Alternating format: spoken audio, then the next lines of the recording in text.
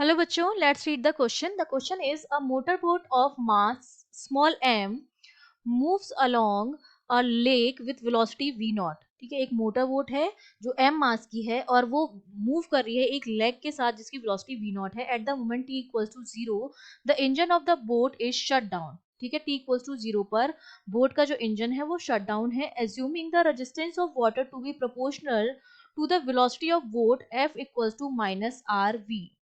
Find the how long the motor boat move with the shut down engine. तो हमें बताना है कि मोटर बोट अपने शट डाउन इंजन के साथ, इंजन वर्क नहीं कर रहा है, इंजन जो है वो शट डाउन है, उस शट डाउन इंजन के साथ ही मोटर बोट कितने टाइम तक मूव करेगी because of the velocity of lake.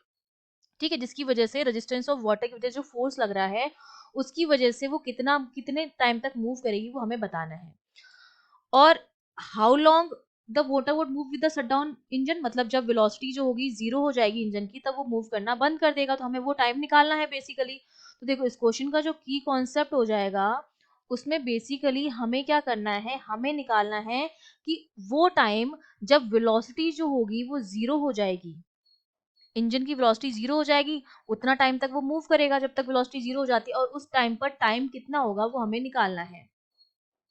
तो हम जानते हैं न्यूटन के सेकंड लॉ से जो फोर्स होता है हमारा वो एम ए के बराबर होता है.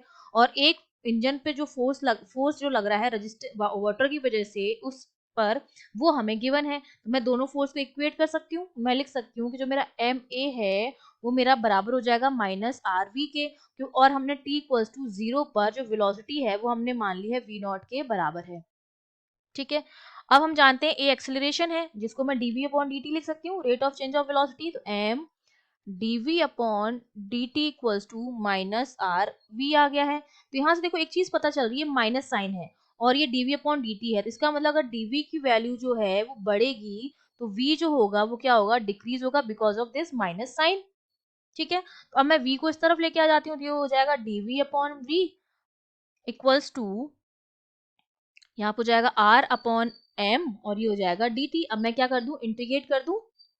तो इसको भी मैं इंटीग्रेट करूंगी, इसको भी मैं इंटीग्रेट करूंगी. तो dv upon v, 1 upon v का इंटीग्रेशन जो जाएगा वो log v हो जाएगा. तो log v equals to minus r upon m बाहर आ जाएगा, कांस्टेंट है, और dt का कितना हो जाएगा t प्लस कांस्टेंट आ जाएगा जहां पर c आ जाएगा जो हमारा क्या है, कांस्टेंट है. तो अगर मैं t इक्वल्स टू 0 पर बात करूं तो t इक्वल्स टू 0 पर मेरी वेलोसिटी जो थी वो v नॉट के बराबर थी. तो यहाँ पर अगर मैं t इक्वल्स टू 0 रखूं, v की जगह v नॉट रखूं, तो जो c की वैल्यू आएगी वो हमारे पास कितनी आ जाएगी, log v नॉट के बराबर आ जाएगी.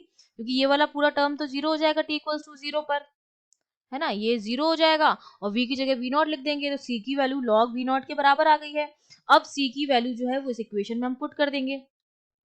तो ये हमारे पास कितना हो जाएगा, log v upon v naught equals to minus r upon m t के बराबर आ जाएगा. तो यहाँ से v equals to v naught, log हटाएंगे तो यहाँ पर क्या हो जाएगा, एंटी लॉग e की power minus r upon m t.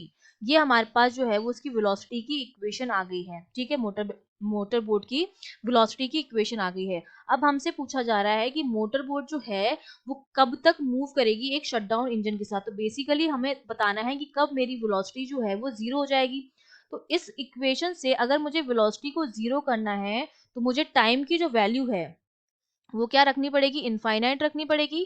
तो देखो इसका एग्जैक्ट आंसर नहीं है, लेकिन जब t इक्वल्स टू इनफाइनाइट हम रखेंगे तो वेलोसिटी 0 आएगी जहां पर जाकर हमारी मोटर बोट जो होगी वो रुक जाएगी. तो इस टाइम तक t इक्वल्स टू इनफाइनाइट तक मोटर जो होगी वो मूव करती रहेगी एक शटडाउन इंजन के साथ. तो ये हमारा क्या हो जाएगा, आंसर हो जाएगा. I hope you understood well. All the best.